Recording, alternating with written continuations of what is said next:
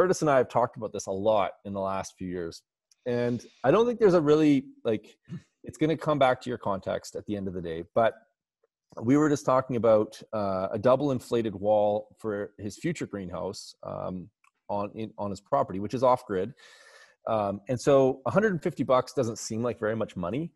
But if you translate that to kilowatt hours, $150 in Alberta nets out to about 1,500 to 3,000 kilowatt hours per year. Now, to generate that, if you assume an average of 4 hours of solar energy per day on your array, I'll just on an annualized basis. So let's use 3,000 divided by 4. That's 750 kilowatts divided by 365. So in order for Curtis to be able to run a double poly wall on his off-grid homestead, he's going to need an additional 2 to 3 kilowatts of solar capacity. That's just the solar. That's not the batteries. And so per day. Well, that's the size of the array. So if you need 10 for your house, you're going to need 2 just to keep your greenhouse inflated. So that's 2,000 watts. And on the average, this is just for the solar, not the batteries. You're going to need, that's going to cost an extra $6,000 in just solar infrastructure just to run that tiny little bathroom fan. That doesn't include the batteries, which might cost another $1,000 to $2,000. So, because that's got to run at nighttime as well, right?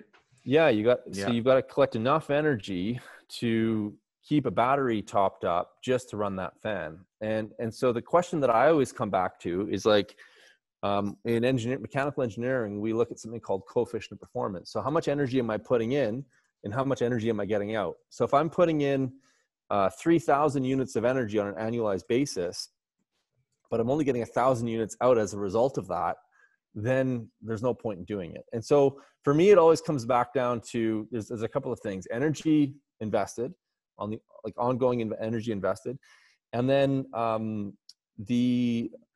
whether it's intrinsically safe. And so engineers, as most people know, are kind of risk adverse. And so if we're talking about an off-grid situation, but even like where I live, I'm not off-grid, I'm on-grid. We get 3 to 4 feet of snow per year. And we have regular power outages, even though we're on grid.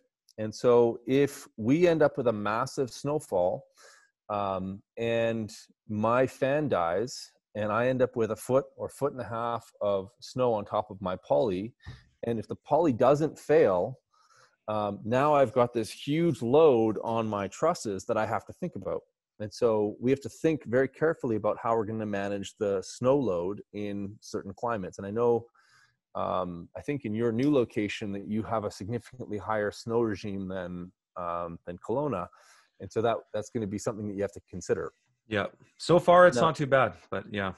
Okay. Well, we'll see what happens over the course of the winter. But I mean, if it's like anyways, so there's kind of 3 different options. And now looking at how my polycarbonate is shedding, we've had about a foot of snow already out here.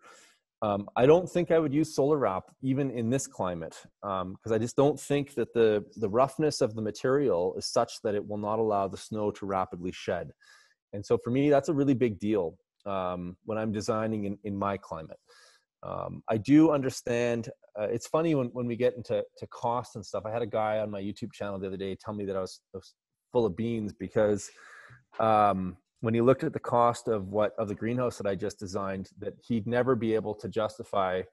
He amortized it over 20 years, and he said it would be, with a 20-year amortization, it would be roughly $235 a month for my greenhouse over 20 years. He says, there's no way I could grow $200 of food in that greenhouse. What? So for me, it's like, well, okay, maybe you're just a crappy gardener, but yeah, I'm not absolutely doing it to save money, because the food that all 3 of us grow is not available in a grocery store, first of all. Yeah. Like the nutrient density is so much higher. The taste is so much better.